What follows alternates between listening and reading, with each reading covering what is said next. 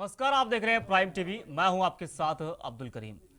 जिनके ऊपर सबकी रक्षा करने का जिम्मा होता है, आज उनकी सुरक्षा अंधेरे में दिखाई दे रही है। आज खाकी वर्दीधारी ही असुरक्षा के भाव में जी रही है, मौत के साए में ही पल रहे। जी हां, मैं अब्दुल करीम स्वागत करता हूं आप सभी का प्राइम डिबेट में। आज का हमारा मुद्दा यही रहेगा कि आखिर यूपी में पुलिसकर्मियों की शहादत कब तक होती रहेगी।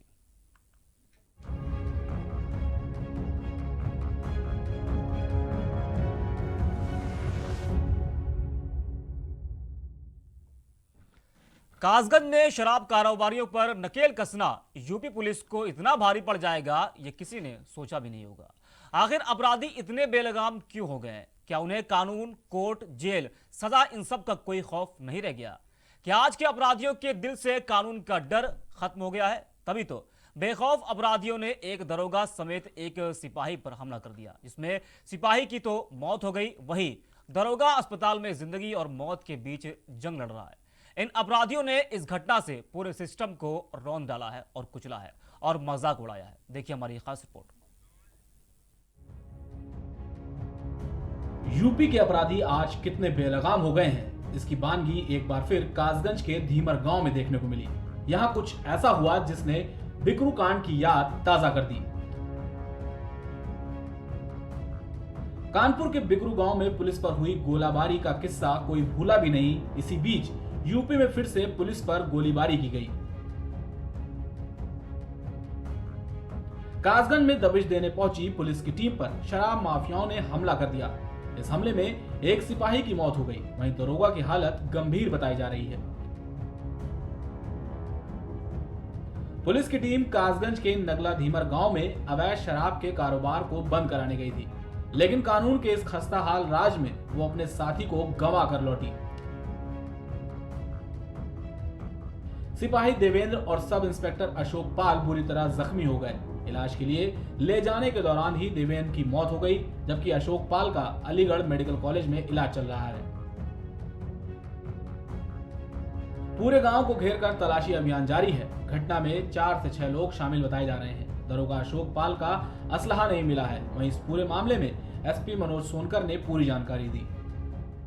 सब इंस्पेक्टर और एक कांस्टेबल देवेंद्र, जो कि वांछित अभियुक्तों की तलाश में आए थे, वांछित अभियुक्तों की तलाश के दौरान अपराधियों द्वारा उन पे हमला किया गया, जानलेवा हमला किया गया, जिसमें हमारे सिपाही देवेंद्र शहीद हो गए। घायल दरोगा जी को अलीगढ़ में इलाज के लिए भेजा गया, जो कि गंभीर अवस्था में है, और उनके द्वारा नामजद तहरीर दी गई थी, जिसमें मोती सना भूबलाल, एहलकार सना भूबलाल नगला धीमर के, जिसमें एक बदमाश से प्रातः मुठभेड़ हुई। उस मुठभेड़ में जब उनको इलाज के लिए सीएससी ले जाया गया एहलकार को, तो डॉक्टरों द्वारा उनको मृत घोषित कर दिया गया है। दूसरी तरफ यूपी सरकार ने शहीद सिपाही के आश्रित को नौकरी और परिवार को 50 लाख रुपए देने का ऐलान किया है। शहीद सिपाही देवेंद्र आगरा के रहने वाले थे।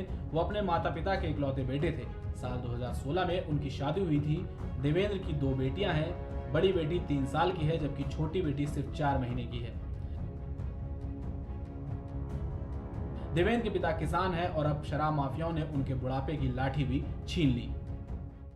उत्तर प्रदेश में अपराधियों के लगातार हौसले बुलंद होते दिखाई दे रहे हैं, जिसका जीता जागता उदाहरण अभी कासगंज में शहीद हुआ आगरा का लाल है। जी हां, आपको बता दूं कि आगरा का रहने वाला डौकी क्षेत्र का ये लाल, जिसकी की जो तैनाती कासगंज में थी, जो एक पुलिस मुठभेड़ में बदमाशों से जो मुठभेड़ हुई उसमें वह शहीद हो गया, जो कि अपने परिवार का इकलौता वारिस था, जिसके के बूढ़े माँ बाप हैं।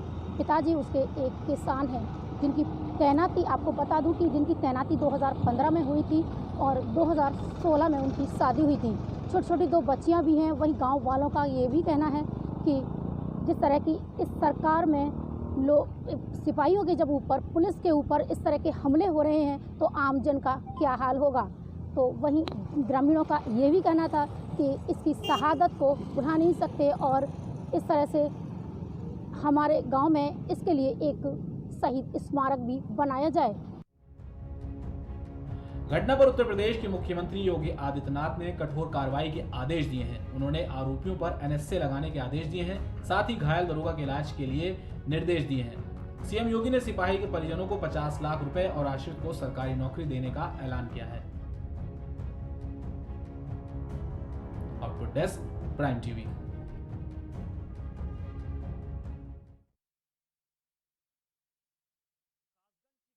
पूरे देश को झकझोर कर रख दिया है और बिकरू कांड की भी याद दिला दी गई है। और इस हमले में एक सिपाही की मौत हुई है और एक दरोगा वो भी जिंदगी और मौत के से लड़ रहा है।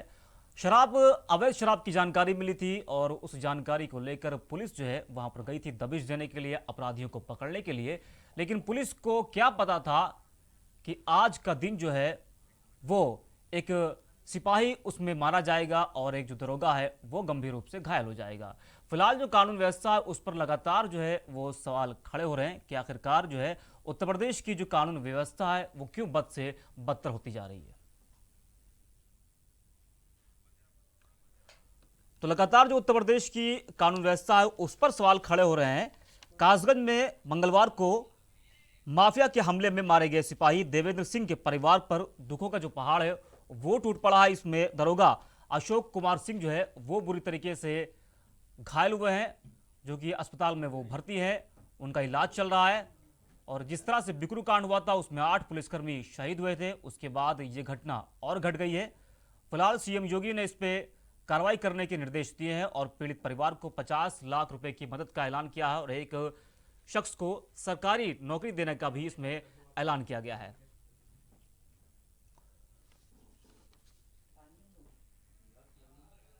तो उत्तर प्रदेश की जो कानून व्यवस्था है लगातार उसके ऊपर सवाल खड़े हो रहे हैं कि आखिरकार जो पुलिस हम सब की सुरक्षा करती है आज वही सुरक्षित नहीं है। अपराधियों को पकड़ना पुलिस के लिए इतना भारी पड़ जाएगा कि एक सिपाही की मौत हो जाएगी और एक दरोगा इसमें घायल हो जाएगा।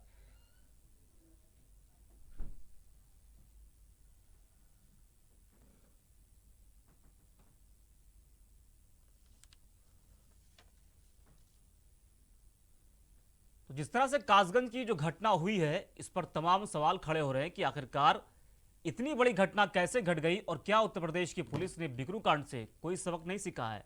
और एक सवाल और खड़ा होता है कि आखिरकार इतने बड़े अपराधियों को पकड़ने के लिए जिसके ऊपर 11 केस पहले से दर्ज थे उसको पकड़ने के लिए सिर्फ 2 पुलिस वाले क्यों गए थे, ये भी एक बड़ा सवाल है।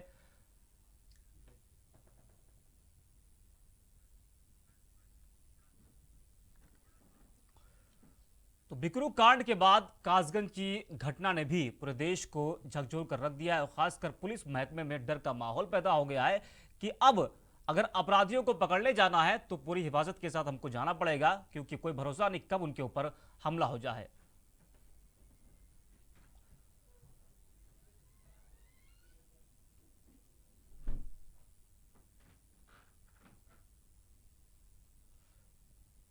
तो अवैध शराब की जानकारी मिलने के बाद पुलिस जो है वो गई थी पकड़ने के लिए अपराधियों को और उस दौरान जो है पुलिस पर हमला हो गया। और हम इसी मुद्दे पर आज करेंगे चर्चा। हमारे साथ स्टूडियो में कुछ खास मेहमान मौजूद है, आपका परिचय कराते हैं। हमारे साथ में हैं विवेक पांडे जी सपा से, अमित त्रिपाठी जी हैं बीजेपी से और सूर्य प्रताप शुक्ला जी हैं जो पूर्व डीजी रह चुके हैं। आप तीनों का बहुत बहुत स्वागत है प्राइम टीवी पर। सबसे पहले अमित त्रिपाठी जी, सवाल हम आपसे लेंगे कि आखिर कब तक पुलिस जो है अपराधियों का निशाना होती जाएगी और पुलिस जो है वो मरती जाएगी। देखिए बिल्कुल घटना दुखद है, नहीं होनी चाहिए थी लेकिन हुई है। हमारी सरकार ने भी त्वरित कार्रवाई करते हुए एक चीज और है कि उसमें एक जो आरोपी था उसको भी मुठभेड़ में पुलिस ने मार गिराया है, यह भी जानकारी आई है। मैं कहना चाहता हूं आपसे कि जिस तरीके से आप इसको बिकरू कांड और आज कासगंज, बिकरू कांड में भी जिन अपराधियों ने घटना को अंजाम दिया था हमने उनको भी नहीं बख्शा था और विश्वास दिलाते हैं हम आपको कि कासगंज के भी अपराधी बख्शे नहीं जाएंगे, क्योंकि हमारी नीति ही जीरो टॉलरेंस की नीति पे काम करने की, हम अपराध मुक्त बनाने के लिए उत्तर प्रदेश पे लगातार काम कर रहे हैं। और मैं अपने जो शहीद जवान हैं उनके परिवार के साथ भी हमारी पूरी सरकार खड़ी हुई है। जो भी अमित जी देखिए, ये तमाम सरकारें कहती हैं कि जो अपराधी हैं वो बख्शे नहीं जाएंगे, उनको छोड़ा नहीं जाएगा, उनके ऊपर कार्रवाई होगी, लेकिन सवाल यहाँ पर यह खड़ा होता है कि उस सिपाही की मौत का जिम्मेदार आखिर कौन होगा? क्या 50 लाख देने से और सरकारी नौकरी देने से क्या जान वापस आ जाएगी? देखिए मेरा कहना सिर्फ ये है कि जहां तक की बात है कि इंसान को तो हम वापस नहीं ला सकते हैं, लेकिन जो ये घटना घटी है उस पे हम न्याय दिलाने के लिए पूरी तरीके से प्रतिबद्ध हैं और किस जगह पे कहां पर चूक हुई है इसकी भी पूरी जानकारी मांगी गई है। और जहां पर यहां पर हुई है आपसे, देखिए अमित त्रिपाठी जी, 11 केस दर्ज थे उसके ऊपर पहले से, ठीक है। एक चूक ये हुई है कि जिस अपराधी के ऊपर कुछ पहले से केस दर्ज हैं उसके ऊपर कार्रवाई पहले क्यों नहीं, क्यों पुलिस ने कोई उस पर कार्रवाई क्यों नहीं, चूक यहां पर आपसे हुई है। देखिए किसी के ऊपर केस दर्ज है और उस पर कार्रवाई हुई नहीं हुई ये तो जांच के बाद पता चलेगा, क्योंकि कई चीजों पर कार्रवाई होती है उसके बाद वो बेल पे बाहर आ जाता है। हो सकता है उसमें भी हो, क्योंकि अभी पूरी चीजें निकल के आई नहीं, इसलिए ज्यादा नहीं कहूंगा। लेकिन इस केस पे इतना जरूर कहूंगा कि जो हमारे शहीद जवान, जो वीर जवान हुए हैं, उनको न्याय दिलाने के लिए हम प्रतिबद्ध हैं। और आपने देखा है एक बार नहीं, पिछली बार भी कई बार ऐसे उत्तर प्रदेश में घटना को अंजाम देने का प्रयास किया गया। आज आप मुझे बताइए कि हम किसी अपराधी को बचाने का काम करते हैं क्या? हमारी ही सरकार आने के बाद 2017 के बाद से हमारे यहां जब एनकाउंटर शुरू हुए तो उस पर सवाल उठने लगे, उसको एक राजनीतिक स्टंट करार देते हुए एक समुदाय को टारगेट करने के लिए और पार्टियों ने बहाना बनाना शुरू किया। लेकिन हमारी सरकार में सबसे ज्यादा एनकाउंटर किया। अपराधी जो पिछली सरकारों में सम्मानित होने का काम होता था उनका, आज उनको जेल के पीछे डालने का काम हमारी सरकार कर रही है। आज अंसारी, जो इतने बड़े माफिया जो पिछली सरकारों में, मुख्तार अंसारी माफ कीजिएगा, जो इतने बड़े अपराधी हैं, उनको तो आज आने में यूपी डर लगा। कई अपराधी तो टकटी डाल के थाने में गए कि मुझको, मेरा एनकाउंटर मत कीजिए, मुझे जेल में डाल दीजिए। देखिए मैं बिल्कुल कहता हूं कि अपराध जब 2017 में सरकार बनी थी तो अपराध की गंगा बहती थी उत्तर प्रदेश में, उससे पहले की सरकारों में। हमारी सरकार आने के बाद हमने अपराध पे कमी करने का काम किया, अपराधों में कमी आई है। मैं विश्वास दिलाता हूं आपको आने वाले समय में भी हम आंकड़े बताएंगे आपको कि किस सरकार में कितना क्राइम घटा हुआ है। विवेक पांडे जी, अमित जी कह रहे हैं कि जो है अपराधियों को बख्शा नहीं जाएगा, तो इस पर आप क्या कहेंगे? इस जुमले से पूरी तरीके से ये प्रदेश जो है तंग आ चुका है और पूरी तरीके से त्रस्त हो चुका है। बहुत बेसिक बात करते हैं बिकरू कांड पे। पहले बिकरू कांड की घटना जब हुई तो वो बहुत ही ज्यादा अवसादित और हतोत्साहित करने वाली घटना थी पूरे पुलिस विभाग के लिए। मतलब एक आम सामान्य परिवार के, हमारे आपके बीच से निकल करके एक कोई बच्चा, आपका भाई, हमारा भाई, कोई अगर वर्दी धारण कर ले तो उसके बाद उसे ये नहीं पता होता है कि उसका अगला क्रियाकलाप या उसको अब इसके बाद जो अगला चरण है उसके जीवन में है क्या आने वाला है।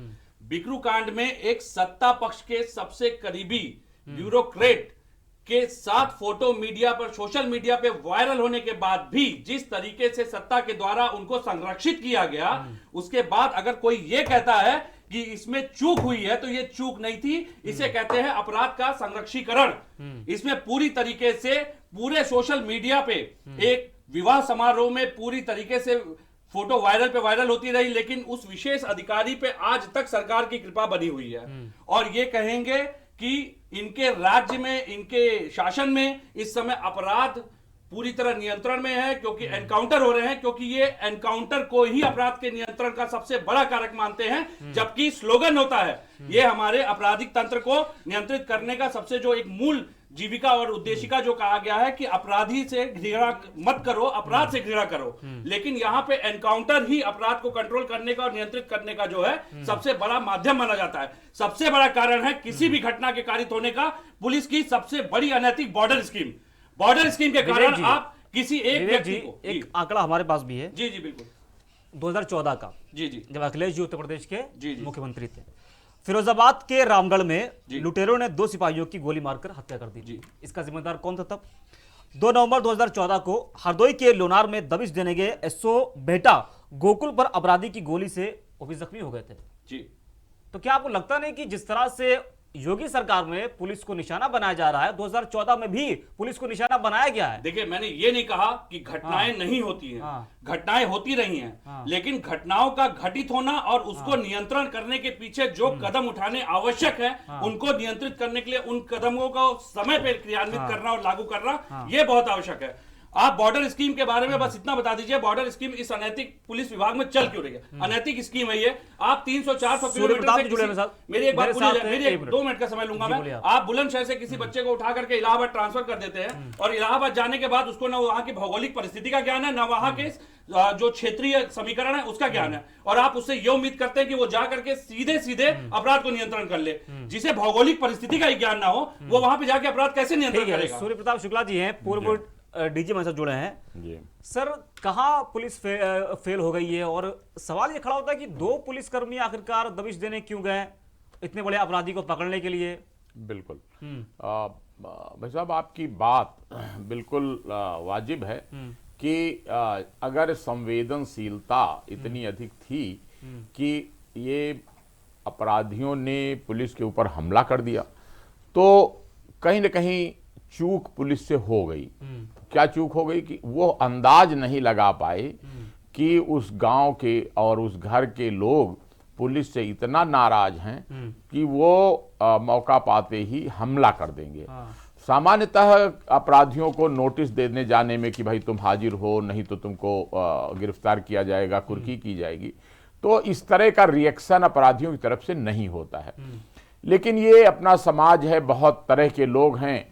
अब आप सोचिए कि लगभग 6 लाख मुकदमे अपराधियों के ऊपर पेंडिंग हैं, यानी कि लगभग अगर औसतन 2-3 का माने तो 15-20 लाख लोग अलग अलग केस उनके ऊपर चल रहे हैं।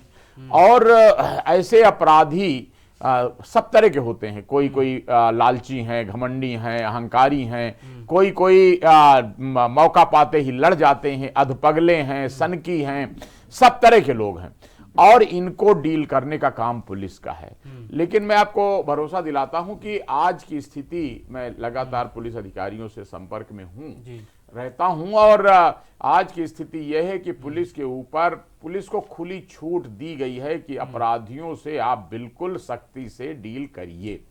ये स्वयं में पुलिस के लिए बहुत अच्छा लक्षण है, अच्छी स्थिति है, क्योंकि आपने देखा होगा कि इससे पहले इस प्रदेश में किस किस तरह की स्थितियां हुई। तमाम थानों में जाकर के ग्रुप बना करके अटैक करके लोग मुलजिमों को छुड़ाने की कोशिश करते थे। मेरा एक सवाल आपसे ये है डकैत कि क्या घोड़ों आपको में बैठ के चलते लगता है थे। कि इससे पहले की जो सरकार थी, तो क्या पुलिस को इतनी छूट नहीं दी गई थी अपराधियों से निपटने के लिए? अब बिल्कुल, ये एक तो धीरे धीरे सिस्टम इम्प्रूव हो रहा है, जैसे जैसे एजुकेशन बढ़ रही है और समाज में समझदारी बढ़ रही है, पहले से सभ्यता बढ़ रही है, तो उस तरह से अपराधी अब कम हो रहे हैं। और विश्वास रखिए कि जैसे जैसे रोजगार बढ़ेगा, जैसे जैसे जीवन स्तर बढ़ेगा, तो आदमी इस तरह के क्राइम सर, लेकिन नहीं अपराध करता। इतना ज्यादा कम हो चुका है कि पुलिसकर्मी शहीद होते जा रहे हैं। हाँ, ये इसको अगर आपको बिल्कुल निष्पक्षता से इसका असेसमेंट करना है, तो इसका मूल्यांकन का तरीका यह है कि अपराधियों को अपराधियों द्वारा पुलिस को हमला करने, मारने की संख्या लगातार गिरती जा रही है। अब हम लोग पुलिस के शहीद दिवस में बैठे हैं। नेता है भूपदेव शर्मा जी, स्वागत है आपका प्राइम टीवी पर। भूपदेव जी, कांग्रेस की जो कासगंज की घटना हुई है, इसको आप किस तरह देखते हैं? एक सिपाही शहीद हो गया उसमें, और एक दरोगा हमारा वो घायल हो चुका है। बिल्कुल सर, सबसे पहले तो मैं एक चीज बता दूं कि सर, ये एक तरह से वो कानपुर वाली जो 8 पुलिसकर्मी और जो सीओ साहब शहीद हुए थे, उसी की तरह कुछ उसको ही दोहराया गया है एक तरह से। लेकिन जैसे अपनी आईजी साहब अभी बोल रहे थे कि पुलिस, जिस गांव में 2 पुलिसकर्मी गए बिना किसी मतलब इतनी बड़ी घटना हो गई, यानी कि सर का कहना है कि पुलिस से वो नाराज थे, जबकि पुलिस का स्लोगन ये होता है कि अपराधियों में डर, आमजन में विश्वास। यानी आप ये देखिए कि आमजन भी पुलिस पर विश्वास नहीं कर पा रहे हैं, और सर का कहना है कि 2014 के बाद से ये घटनाएं कम हुई है। लेकिन मैं ये बताना चाहता हूं कि जो मिनिस्ट्री ऑफ होम अफेयर की रिपोर्ट, जो एनसीआरबी की रिपोर्ट, यानी कि national crime record bureau report के अनुसार आज यूपी क्राइम और बलात्कार के मामले में टॉप पर है।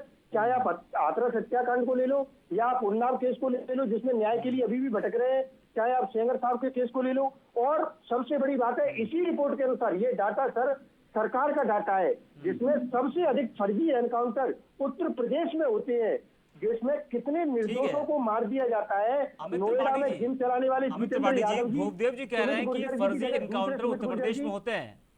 देखिए, यही तो दुर्भाग्य है उत्तर प्रदेश का कि ऐसी पार्टियां कहीं उत्तर प्रदेश में जिन्होंने नासूक बना दिया अपराध को, उत्तर प्रदेश में जिन्होंने सबसे ज्यादा पन पाया है। आप मुझे बताइए कि जो लोग आज एनकाउंटर हो गए, जब अपराधियों के ऊपर कार्रवाई हो गई है, तो उसको एक समुदाय को टारगेट करने के रूप में उसको बचाने का काम करते थे। समस्या ये नहीं है, समस्या ये है कि जब भी आप भाजपा से या किसी, आपको ये समझना होगा, नहीं, आपको ये समझना होगा कि पुलिस एक संस्था है और इस संस्था में सुधार की बात होनी चाहिए। यहाँ पे बात राजनीतिक होने लगती है। आप जब पुलिस विभाग की बात करेंगे तो बात पार्टियों की होने लगती है। विवेक जी आपको रोकना चाहेंगे बीच में किसी को। मैं आपसे कहना चाहता हूं 2016 में एक विधानसभा में रिपोर्ट पेश हुई और उस समय के मंत्री आजम खां जी ने पेश की थी। और आपको पता है 5 सालों में अखिलेश जी के राज में 1044 बार हमले हुए पुलिस वालों के ऊपर। कितने पुलिस वाले खत्म हो गए उसमें? अमित जी आप अभी का देखिए कि नहीं तो मैं नहीं, आज आपसे मौजूदा समय की बात के साथ सबसे बड़ी समस्या है ये इतिहास का राग अलाप के भूगोल को खराब करेंगे। मैं किसी को बोलने नहीं दूंगा फिर अगर मेरी बात नहीं सुनी जाएगी तो। आप संस्था के सुधारीकरण पे बात हो रही है, आपकी योजना क्या है? आप योजना बताइए क्या है, योजना क्या है ये बताइए। विवेक जी आप शांत रहिए। कैसे इस बात पर विश्वास कर लिया जाए?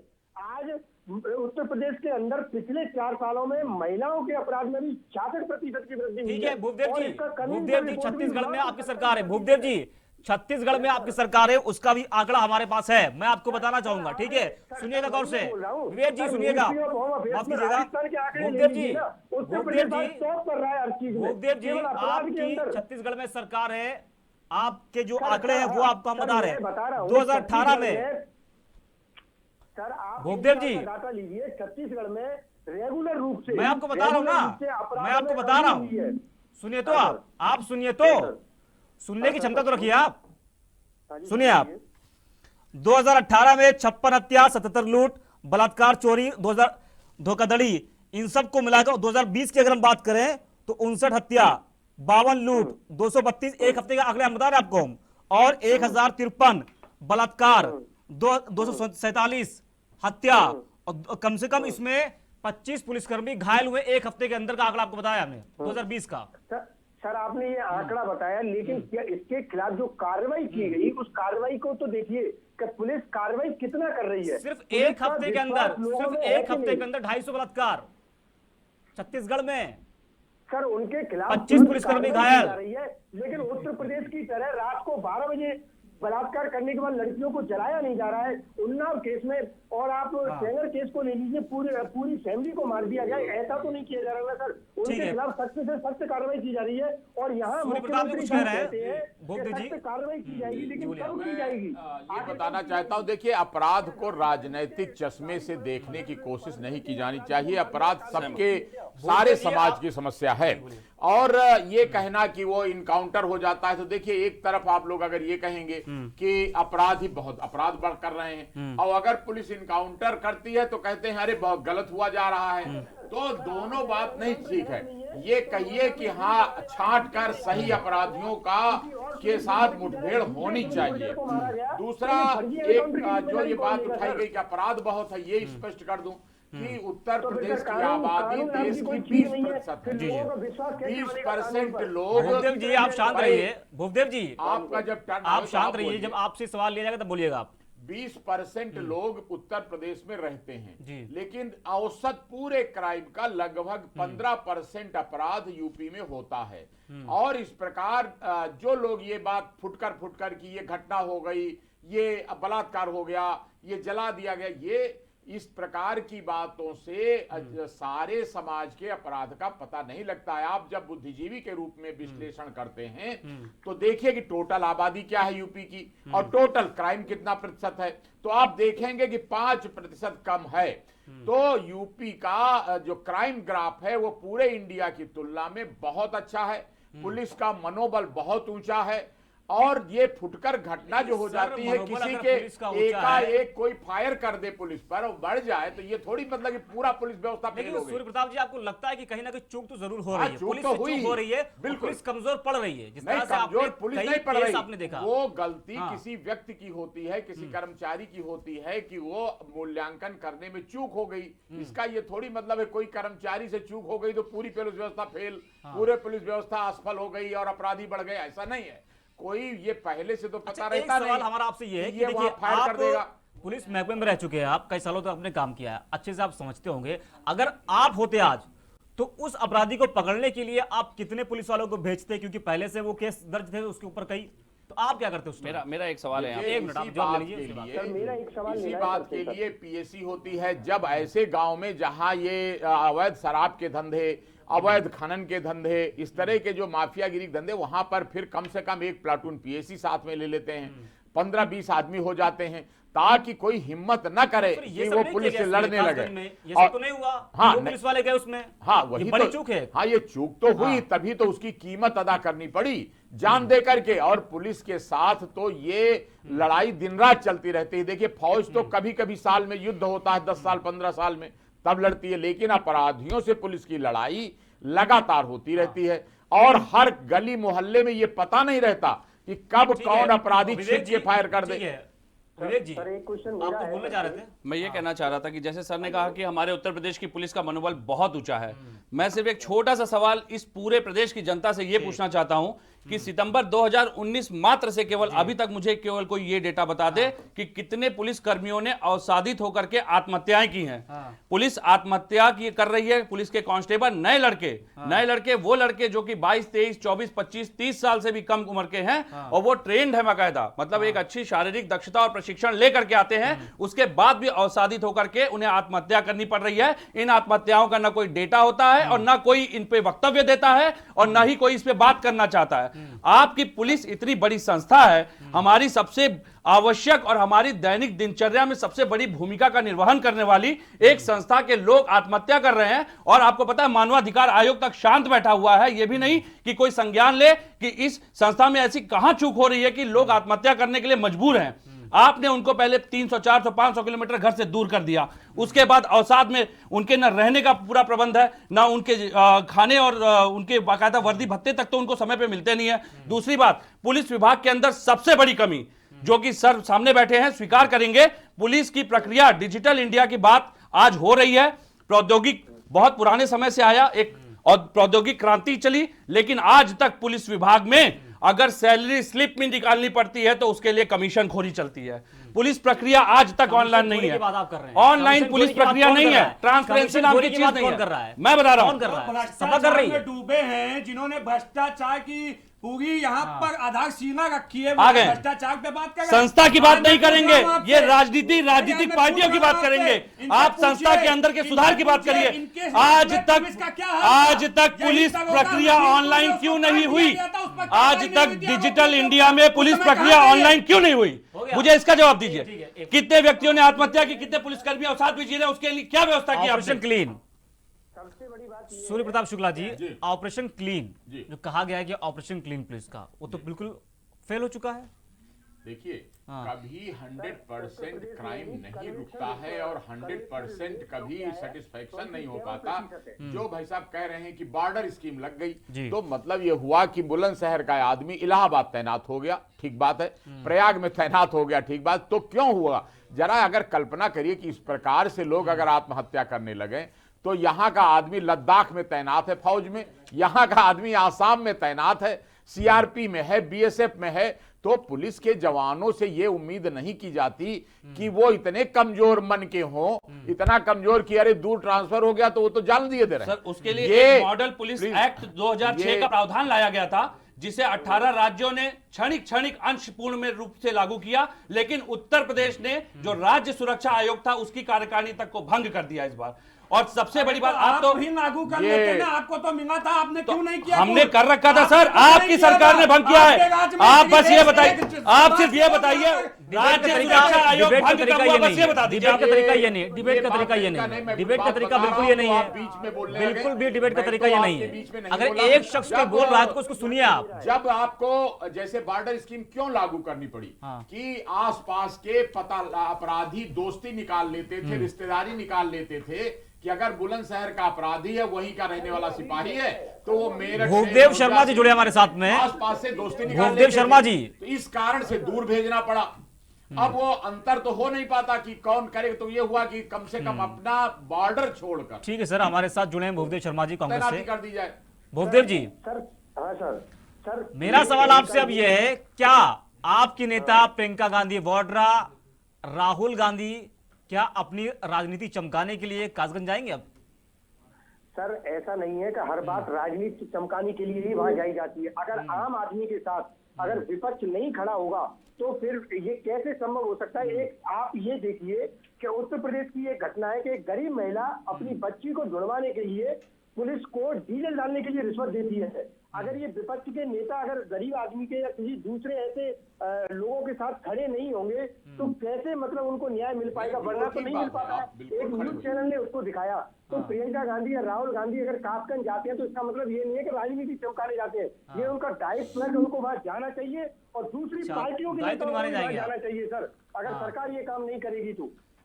कांग्रेस ने दायित्व तो ऐसा निभाया कि जब तक सत्ता पक्ष में कांग्रेस बनी रही कभी भी उसने मॉडल पुलिस एक्ट के प्रावधान लागू करने की दिशा में, क्योंकि सबसे ज्यादा समझने की आवश्यकता है कि पुलिस बनाई क्यों गई। 1861 का रेगुलेशन आज भी पुलिस को कंट्रोल करता है, जो कि अंग्रेजों ने बनाया था केवल और केवल आंदोलन का दमन करने के लिए। और आज की पुलिस व्यवस्था जो है उसी रेगुलेशन से संचालित की जा रही है। आप शांत बैठे हैं सर, आप राजस्थान एक मिनट, भूपदेव जी, भूपदेव नहीं, आप उत्तर प्रदेश पुलिस की बात करें, हम उत्तर प्रदेश में बैठे हुए हैं इस समय, हमें राजस्थान से नहीं लेना देना कोई। एक मिनट आप शांत रहिए। हमारे साथ अमित त्रिपाठी जी भी हैं, आपके दोस्त हैं, बीजेपी के हैं, उनको आप सुन लीजिए।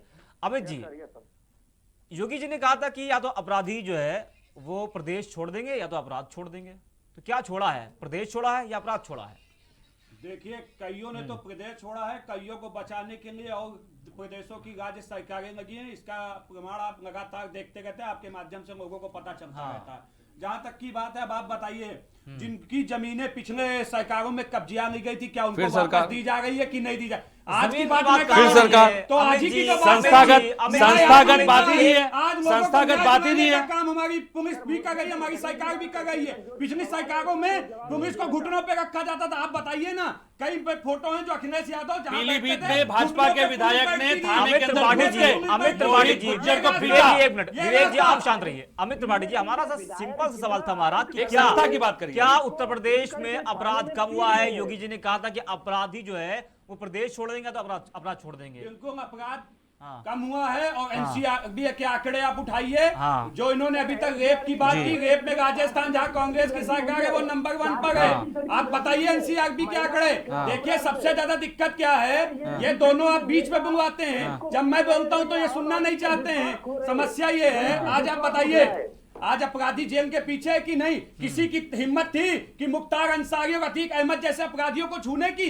और आज ये विकास दुबे की बात करते हैं। विकास दुबे ने किसकी सरकार में हत्या की थी जेल के अंदर घुस के? आज 2017 तक के बीच में दो सरकारें आई, सपा बसपा, तब उन्होंने कार्रवाई क्यों नहीं की? हमारी सरकार ने कार्रवाई करने का काम किया। हमारे साथ कोई भी अपराधी को हम बख्शने के मूड में नहीं है, और जो भी अपराधी है या तो वो हमारे मुख्यमंत्री ने साफ कहा। आपको लगता नहीं है कि अगर उस अपराधी पर कार्रवाई हुई होती पहले तो आज जेल में होता, इतनी बड़ी घटना को अंजाम ना दिया होता उसने? आज मैंने कहा ना, ये भी इसीलिए तो मुख्यमंत्री जी ने जांच भी की रिपोर्ट मांगी है। अगर उसमें कहीं भी पुलिस वाला लिप्त है या पुलिस की कहीं मिली भगत है तो बिक्रू कांड पे कार्रवाई हुई थी कि नहीं हुई थी? पुलिस अधिकारी आज भी सस्पेंड है, और अगर इसमें भी कोई लिप्त है तो उस पर भी कार्रवाई करेंगे हम। पुलिस हो या कोई भी नेता हो या अपराधी हो, अगर वो अपराधी के किस्म की तरीके से अंजाम देता है कृत्य को, तो हम उस पर कार्रवाई करेंगे। हम किसी को बचाने नहीं जा रहे हैं। लेकिन मैं फिर भी कहना चाहता हूं, यही लखीमपुर में इनकी सरकार में एक दरोगा की हत्या कर दी गई थी, उस पर कार्रवाई नहीं हुई थी। और यही सुबोध सिंह जी के ऊपर कुछ कह दीजिए मालिक। सर, सुबोध सिंह पे कुछ कह दीजिए, शहीद सुबोध सिंह जी पे कुछ कह दीजिए, शहीद सुबोध सिंह पे कुछ कह दीजिए। तो हम एक सवाल ले लें सूर्य प्रताप जी, जिस तरह से जो है ये घटना हुई है, तो अक्सर जो पुलिस की मुठभेड़ है वो सवालों के घेरे में क्यों रहती है? जो कल अपराधी मारा गया है उसको जान से क्यों मार दिया गया? उसको घायल करते आप, उसको पकड़ते, यही हुआ था बिक्रू कांड में, उसको जान से मार दिया गया, ठीक है। अगर आपने घायल करके उसको पकड़ा होता, उससे तमाम सवाल लेते, हो सकता कई राज खुल के सामने आते। देखिए, यही दुधारी बात प्रायः जो आलोचक होते हैं पुलिस के वो करते रहते हैं कि अब मुठभेड़ होती है तो उसमें जब पुलिस पर कोई फायर करता है तो पुलिस जवाब में फायर करती है, और इस तरह इनकाउंटर होता है।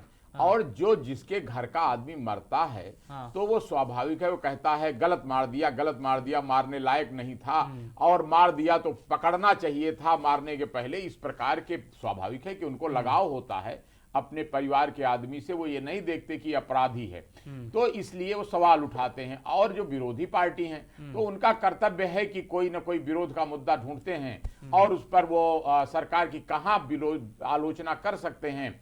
वो कोई ना कोई कमी निकाल करके आलोचना करने की कोशिश करते यहाँ हैं। पर तो यह था इसमें कि जो राज कह रहे खुलने थे की बुरा बात नहीं थी, मानना चाहिए, राज ये खुलने की काम है बात थी उनका कि उसमें। ठीक है आलोचना करो भाई। सूर्य प्रताप जी, उसमें जी। राज खुलने की बात थी कि अगर आपने अपराधी को पकड़ा है, उसको पकड़ा होता तो कई राज जो खुल नहीं के नहीं, सामने राज आते, हो राज सकता है उसकी ये पीछे की कहानी कोई दूसरी होती। ऐसा कोई क्राइम नहीं है कि इसमें राज खुलने में बड़ी, ये अवैध शराब जो है ये गांव भर नहीं, के वो लोग एक बता देते हैं। कोई इसमें ये पुलिस के ऊपर छोड़ दीजिए कि कौन सा राज वो उगलवाना होता है।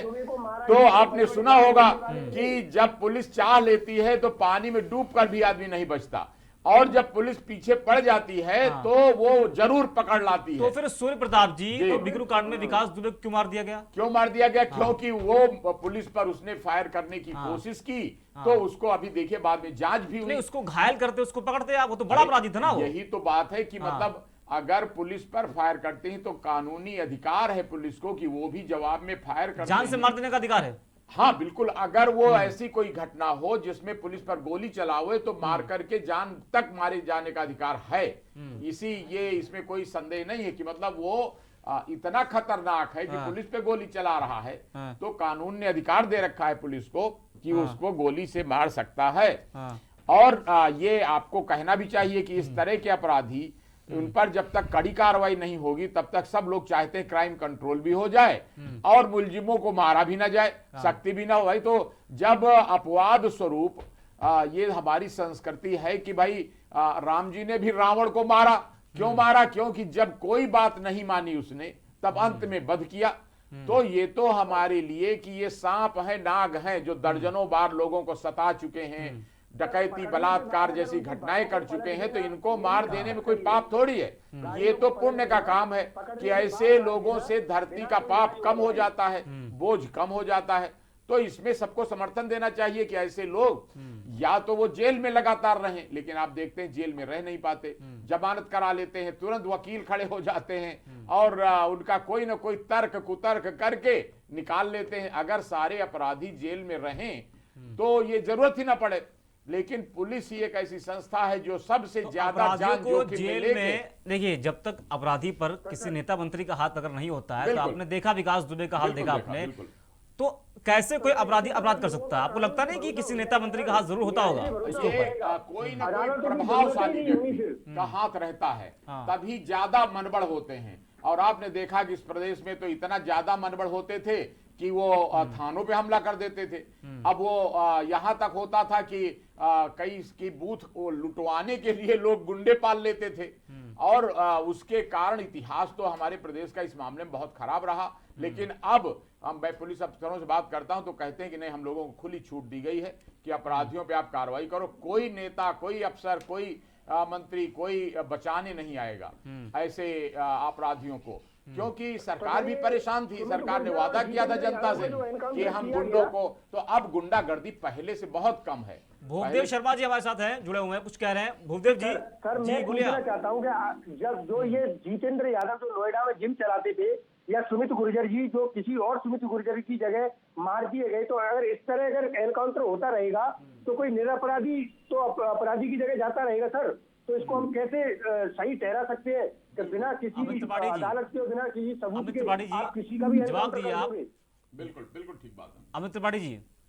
देखिए मैं सीधा आपसे कहना चाहता हूं कि जिस तरीके से लगातार अभी सूर्यकांत जी भी बता रहे थे जी जी कि पुलिस को आज आप मुझे बताइए, देखिए मैं 4 साल 4.5 साल सरकार को हो गए, जिस उत्तर प्रदेश में आज दिन दंगे होते थे, आज बताइए प्रदेश में एक दंगा हुआ? क्योंकि आज पुलिस को फ्रीडम है, आज पुलिस को कार्रवाई करने के लिए छूट है कि वो किसी तरीके से अपराधी हो। आज मैं आपको बता रहा हूं, यहां तक हम लोग भारतीय जनता पार्टी के कार्यकर्ता के रूप में बाहर रहते हैं, हमें भी निर्देश है कि हम कोई भी पुलिस हो या कोई भी जनता से हो, उससे हम किसी तरीके की वो ना करें। तो आज ये एक तरीका जो हमारे मुख्यमंत्री जी ने अपनाया है, इसीलिए नहीं तो पिछली सरकारों में कानपुर में आप बताइए सपा के विधायक ने वहां पर अंदर घुस के थाने में पुलिस कर्मियों को मारकर अपने लोगों को छुड़ाने गए थे। आप एक भी घटना हमारे प्रदेश की में जब से सरकार आई पीलीभीत की बता घटना, दीजिए। शायद आपको देखिए, मैं ध्यान दिला लूं, देखिए, पीलीभीत की सबसे घटना में समस्या क्या है? मोहित नाम ये के सुन सिपाही नहीं को, पाते हैं, मोहित ये नाम के सुन नहीं सिपाही को पाते हैं। आपके मैं भाजपा आपसे के कह रहा विधायक, हूं, आपके इसीलिए विधायक ने आपके थाने में नेता घुस के मारा है। जो एक रेप के आरोपी गति प्रजापति के साथ वो घूमते थे, उन पे क्या कार्रवाई हुई? अखिलेश यादव स्वयं एक रेप के आरोपी का प्रचार करते थे, वो क्या बात करते हैं? सुबोध सिंह की हत्या हुई और आप लोगों ने माल्यार्पण किया है, आप लोगों की पार्टी ने माल्यार्पण किया, आप लोगों ने लंका थाने में पीटा, हाथरस, बुलंदशहर, बदायूं, कई जगह पे पुलिस को पीटा गया आपके भाजपा के कार्यकर्ताओं द्वारा। जंग का मैदान नहीं है, जंग का मैदान नहीं है, डिबेट हो रही है। देखिए यहाँ भाई पर साहब, डिबेट हो रही मैं है, किसी यहाँ के पर बीच डिबेट में हो नहीं रही बोलता हूं, तो है। आपको डिबेट भी का चुप तरीका रहना होता है, डिबेट का तरीका होता है तो कि आप एक इनको बीच में एक क्यों करके नहीं बोलिए। जेल से छूटने के बाद माला पहना- भूपदेव जी, अमित त्रिपाठी जी बोले, उनको आप बोलने दीजिए, आप बोलिए आप। Yes sir. देखिए, मैं कहना चाहता हूं आपसे कि बिल्कुल आज पुलिस प्रशासन पूरी तरीके से छूट है।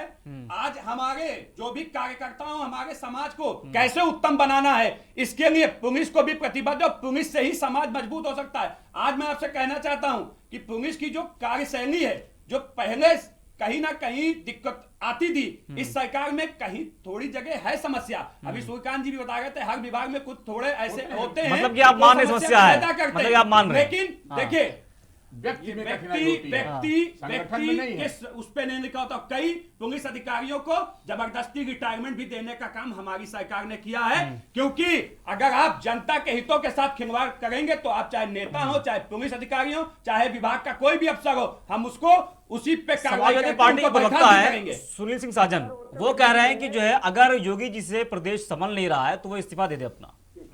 अमित जी, देखिए, जिन्होंने, आपसे मैं कहता हूं, एक बार आप आंकड़े रख दीजिए जनता के सामने, पिछले 5 साल के और इधर 4 साल के, पता चल जाएगा कि इस्तीफा किसको देना चाहिए और जनता ने किसको नकारा है। आज ये वही अखिलेश यादव जी, आप शांत रहिए, अमित जी बोल रहे हैं, उनको सुनिए आप। अखिलेश यादव जी जब मुजफ्फरनगर दंगा हुआ था, तो इसी 5 कालिदास बाग पे जिन्होंने अपराधी थे, जो आरोपी थे, उनको 5 कालिदास पे बुलाकर सम्मानित करने का काम किया था। और वो भी ऐसे नहीं, चार्टर प्लेन से उनको बुलाया था 5 कालिदास मार्ग पे। यह काम होता था पिछली सरकारों में। आज उनको दंडित करने का काम हमारी सरकार कर रही है। आज बड़े बड़े माफिया आज अपने बिल में घुसे हुए हैं, या तो वो राज्यों से बाहर हैं कि उनको कांग्रेस और सपा के लोग हैं जो उनको बचाने के लिए लगातार काम कर रहे हैं। लेकिन मैं फिर भी भरोसा देना चाहता हूं कि हमारी सरकार जीरो टॉलरेंस की नीति पे चल रही है, और इसके सुखद परिणाम आपको लगातार दिन पर दिन जो क्राइम रेट कम हो रहा है उसमें दिख भी रहा है। सर 66% क्राइम रेट में। अरे आप तो बताइए ना, मैं पूछ रहा हूँ राजेश भाई एंकर जी, मैं आपसे कहता हूँ, मैं आपसे कह रहा हूँ, आप एनसीआरबी के आंकड़े इनको दे दीजिए, इनका मुंह बंद हो जाएगा। ये सिर्फ झूठ बोलते हैं। प्रियंका गांधी वो नेता हैं जो पुलिस के ऊपर जब सीएनआरसी पे ईंटें पत्थर फेंके गए तो वो पुलिस के वहां नहीं गई, लेकिन उन अपराधी जिन्होंने ईंटें पत्थर बरसाए थे उन उपद्रवियों के यहाँ चली गई थी। यही किसान जो आज उपद्रवी 26 जनवरी को मचाए, वहां पर पुलिस की जो लोग कई तो खत्म भी हुए और जो चोटिल हुए उनके क्या प्रियंका गांधी, राहुल गांधी कोई गया? लेकिन किसान जो किसानों के नाम पे फेस में उपद्रवी थे उनके ये लोग पहुंच गए। तो इस तरीके के ढोंग को भी जनता देख रही है। ये लोग वो लोग हैं जो उपद्रवियों के साथ खड़े होने वाले लोग हैं, और आज सबसे बड़े यही है जिन्होंने पनपाया है पूरे सिस्टम को, जिन्होंने पूरे सिस्टम को करप्ट बनाने में अपनी अहम भूमिका निभाई है कांग्रेस, सपा, बसपा ने। लेकिन विवेक जी, बड़ा आरोप अमित त्रिपाठी जी आप पर लगा रहे हैं, तो क्या कुछ जवाब देंगे आप? जी, अगर इन्होंने कह लिया हो तो अब मैं एनसीआरबी के आंकड़े मांग रहे थे, मैं एनसीआरबी के आंकड़े इनको दिखाना चाहूंगा। एनसीआरबी ने जब आंकड़े जारी किए थे तो उसके आंकड़ों के अनुसार 2016 के मुकाबले 2017 में ही सीधे सीधे उत्तर प्रदेश में सबसे ज्यादा 4324 हत्याएं दर्ज की गई थी, जो कि पिछले 2016 के कंपैरेटिवली बहुत ज्यादा थी। ठीक है, नहीं, ये एनसीआरबी के आंकड़े जो आपने मांगे मैं उसी पे आ रहा हूं। नहीं, मैं आज का बताइए आप, अभी पिछले पे तो बहुत ज्यादा 19 तक के आंकड़े हम आपको दे देंगे। मैं आपको 20 के बताइए, मैं आप 20 के आंकड़े आएंगे, 20 के आंकड़े भी जारी नहीं किए गए, आएंगे 20 के आंकड़े जारी किए जाएंगे। आपको बता रहे एनसीआरबी के आंकड़े मेरे पास हम बता रहे हैं, ठीक है, 20 के आंकड़े हमारे पास है। भूपदेव जी 1 मिनट, अमित त्रिपाठी जी 2020 के आंकड़े मांग रहे हैं, वो हम बता रहे हैं आपको। देखिए नहीं, और इनका जो एक वक्तव्य था, जैसे अब देखिए, भूपदेव ठीक है, जी, मैं थोड़ा इंटरप्ट ना करते हुए ये कहूंगा कि इनका वक्तव्य था कि आज पुलिस को खुली छूट दी गई है। तो क्या आप ये बताना चाह रहे हैं कि पुलिस के पिछले अधिकारी या पिछले जो भी पुलिस विभाग से संबंधित लोग थे, उन्होंने अपने पूरी तरह से अपनी कार्य क्षमता का या अपनी जो भी उनकी जिम्मेदारियां थी पूर्ण रूप से उनका निर्वाह नहीं किया है। जो सेवानिवृत्त हो गए, क्या उनके ऊपर एक जांच कमेटी बिठा दी जाए कि आपने अगर पूरी तरीके से अपनी जिम्मेदारियों को पूरा किया होता तो एक प्रश्न चिन्ह आपने उन सारे सेवानिवृत्त अधिकारियों के साथ कर्मचारियों पे भी डाल दिया कि उनको खुली छूट नहीं थी या वो दबाव में काम कर रहे थे। तो इसका मतलब उन सभी को जांच के दायरे में लाया जाए। पुलिस कर्मियों की हत्या करवा देंगे, जब हत्या का डर बात पूरी कर लूं, मैं बात पूरी कर लूं, तो ये समस्या मैं बात नहीं पूरी है। कर लूं, मैं बात पूरी कर लूं। फिर उसके बाद इन्होंने कहा कि हमारी सरकार में किसी भी पुलिसकर्मी के साथ गलत व्यवहार या गलत बर्ताव पार्टी के विशेष लोगों के द्वारा नहीं किया जाता। मैं 3 बार पहले कह चुका कि ये एक संस्थागत विषय है। आप पहले यह समझिए कि पुलिस क्या राजनीतिक इकाई है, पुलिस एक संवैधानिक इकाई है या एक राज्य की व्यवस्था है? ये इसे समझने की बहुत आवश्यकता है। आप जब पुलिस में या किसी भी विभाग में सुधार की बात होती है, आप तुरंत दूसरी सरकार, पिछली सरकार, अगली सरकार, आज आप उसमें सुधार के लिए क्या कदम उठाने जा रहे हैं या आप सुधार के लिए क्या उसमें उपाय करने जा रहे हैं, उस पर आप कभी कोई बात नहीं करते, क्योंकि कोई भी रोड मैप नहीं है आपके पास। पुलिस महकमे में सुधार क्या होना चाहिए? पुलिस महकमे में सुधार, देखिए 100% पुलिस निष्पक्षता से काम करेगी तब जब ये जो अभी हमारा सिस्टम है ये पार्टीगत होता है। वो व्यवस्थागत है कि एक पार्टी की सरकार बनती है, वो पार्टी की सरकार पुलिस पर भी नियंत्रण रखती है। अगर आप पूरी तरह से निष्पक्षता चाहते हैं तो जो पुलिस सुधार आयोग की रिपोर्ट है कि हर जिले में एक पुलिस कंप्लेंट अथॉरिटी बनाई जाए, बिल्कुल, कि पुलिस कोई गलत करे तो उसकी भी जांच हो। दूसरी बात कि एक ऐसी कोई नागरिक समिति बने जो पुलिस को भी देखे कि पुलिस के जो टॉप के अफसरान हैं वो उसके प्रति जवाबदेह हों।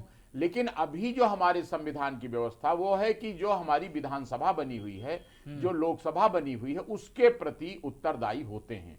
तो स्वाभाविक है कि उसी सीमा तक पुलिस के अधिकारी भी, यद्यपि मैं आपको बहुत साफ बताना चाहता हूं कि वर्तमान समय में पुलिस के अधिकारी इस बात से बड़े संतुष्ट हैं कि कोई ऊपर से राजनीतिक दबाव गलत काम के लिए या आपराधिक काम के पक्ष में नहीं आ रहा है और नहीं आता है। व्यक्तिगत रूप से हो सकता है कि कोई आदमी, कोई नेता ये कहे और वो कहे, लेकिन जो एक हायरार्की होती है कि ऊपर से जो गृह मंत्रालय होता है, मुख्यमंत्री जी होते हैं, तो उस क्रम से कोई भी इस प्रकार की बात नहीं आती, बल्कि कई लोग इसके कारण नाराज होते हैं कि हमको कोई छूट ही नहीं है। और पिछले शासन में बहुत अधिकार रहता था कि हम पोस्टिंग करा देते थे, अगर कोई हमारे अनुसार न चले तो हम ट्रांसफर करा देते थे।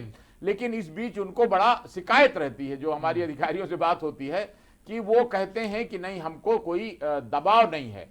और इस पर बड़ी खुशी की बात है कि पुलिस को भी ये जिम्मेदारी निभानी चाहिए कि जब तुमको शासन ने खुली छूट दी है तो तुम भी पूरी ईमानदारी से, कर्मठता से काम करो, लापरवाही ना करो। और जहां कहीं व्यक्तिगत रूप से कोई लापरवाही करता है तो फिर मजबूरी में विभाग दंड देता है। लेकिन होना यही चाहिए, समाज के हित में भी यही है कि, और सुधार की संभावनाएं तो देखिए बनी रहेंगी। और आगे पुलिस में सुधार के तमाम काम, जैसे अभी भाई साहब कह रहे थे बॉर्डर स्कीम, तो ये इसमें भी और सुधार की संभावना निरंतर बनी ही रहती है कि जो गड़बड़ करे, क्रिमिनल से मिले, उस पर तो कठोर कार्रवाई, लेकिन जो सामान्य कर्मचारी हैं उनकी मदद होती रहे।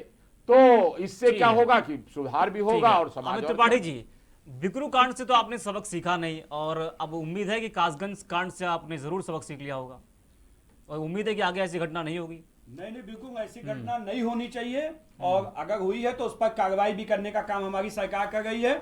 और मैं बहुत जिम्मेदारी से कहना चाहता हूं कि चाहे पुलिस प्रशासन हो, पुलिस प्रशासन को फ्री छूट है, और जो भी हमारा जवान इसमें मृत्यु हुई है, शहीद हुए हैं, उनको, उनके परिवार के साथ हमारी सरकार खड़ी है। लेकिन मैं कहना चाहता हूं कि जिस उत्तर प्रदेश में बलात्कारों का अड्डा हो गया था, जो उत्तर प्रदेश, आज उसमें महिला अपराध की सजा सबसे अधिक है। अमित जी, आरोप लगाने से पहले, अमित जी, आरोप लगाने से पहले आप ये देख लीजिए कि हम क्या है। अमित जी, आरोप लगाने से पहले आप ये देखिए कि मौजूदा सरकार में क्या हो रहा है। तो मौजूदा सरकार का ही तो आंकड़ा दे रहा हूं आपको। जिन महिलाओं को सजा और न्याय नहीं मिलता था, उनको इस सरकार में सबसे ज्यादा दर से न्याय की उम्मीद है और न्याय मिल रहा है। ये रिपोर्ट हमारा नहीं है, ये सरकारी आंकड़े हैं। तो आज जो रेप की बात कर रहे हैं, रेप पर बार बार सवाल उठा रहे हैं, उनको देखना चाहिए अपने गिरबान में कि उनके सरकारों में महिलाओं का क्या हाल है। हमारे मुख्यमंत्री जी ने तो साफ कह दिया था कि इस तरीके के भी अपराधी जो कि बैनर पोस्टर लगाएंगे, सार्वजनिक करेंगे, ऐसे लोगों को समाज में रहने का अधिकार नहीं है जो हमारी बहन बेटियों के ऊपर गलत नजर रखते हैं। और मैं कहना चाहता हूं, हमारे मुख्यमंत्री ने साफ किया है कि अपराधी जिस भाषा में समझेगा उस भाषा में समझाएंगे। अगर वो पुलिस के ऊपर गोली चलाएगा तो उसको जवाब में गोली ही मिलेगी। उसके लिए फूंक बयान लेके हमारा पुलिस प्रशासन नहीं बैठा है, हमारी सरकार नहीं बैठी है। हमारे लिए 24 करोड़ की जनता की सुरक्षा हमारी जिम्मेदारी है, उसी पर हम काम कर रहे हैं। मामले में अभी भी टॉप पर क्यों है?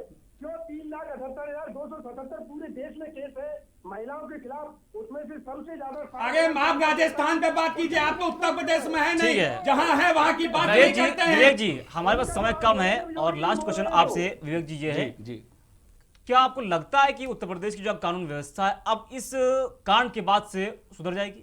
मुझे तो ये लगता है कि सबसे पहले सरकार ये तय करे कि पुलिस के अंदर या पुलिस विभाग में सुधार की जो आवश्यकताएं जमीनी स्तर पे हैं, जब तक आप उसको क्रियान्वित नहीं करते, जब तक आप उस पर कोई भी एक्शन प्लान नहीं बनाते, रोड मैप नहीं तैयार करते हैं, आपकी बाकी जुमलेबाजी तो चलती रहती है, इतने साल से लोग सुन ही रहे हैं। बाकी अभी जितने भी आरोप प्रत्यारोप हुए तो मुझे लगता है मुझे किसी को याद दिलाने और बताने की आवश्यकता नहीं है। चिन्मयानंद से लेकर सेंगर प्रकरण तक सभी के सामने है। कल ही 3 मामले, आज ही पेपर में आया है, कल ही एक छात्रा से छेड़छाड़ हो गई और तमाम तरीके की जो भी घटनाएं, हाथरस वगैरह, अंत्येष्टि कर देना। मैं उस मुद्दे पे विषय पे नहीं जाना चाहता क्योंकि एक संस्थागत विषय है। इसको जब तक पुलिस विभाग में, जहां तक मैं समझ पाता हूं, आज तक जो मेरी समझ है, सबसे पहले पारदर्शिता आवश्यक है। सवाल तो खड़े करेंगे लेकिन पहले हाँ, आप जब सरकार मैं दो तीन समय हमारे पास बहुत कम है, समय हमारे पास बहुत कम है। सर रेप कांड क्या था? मैं बात स्पष्ट कर दूं, मैं स्पष्ट कर दूं बहुत बहुत धन्यवाद जुड़ने के लिए हमारे साथ में। समय की कमी हमारे पास में है। तो कासगंज में शराब कारोबारियों पर नकेल कसना यूपी पुलिस को इतना भारी पड़ जाएगा ये शायद किसी ने नहीं सोचा होगा। और आखिर अपराधी इतने बेलगाम क्यों हो गए कि उन्हें कानून, कोर्ट, जेल, सजा इन सब का कोई खौफ नहीं रह गया है। और आज एक सिपाही की मौत हो गई और दरोगा अस्पताल में भर्ती, उसका इलाज चल रहा है। फिलहाल के लिए इतना ही। देश और दुनिया की तमाम बड़ी खबरों को देखते रहिए प्राइम टीवी।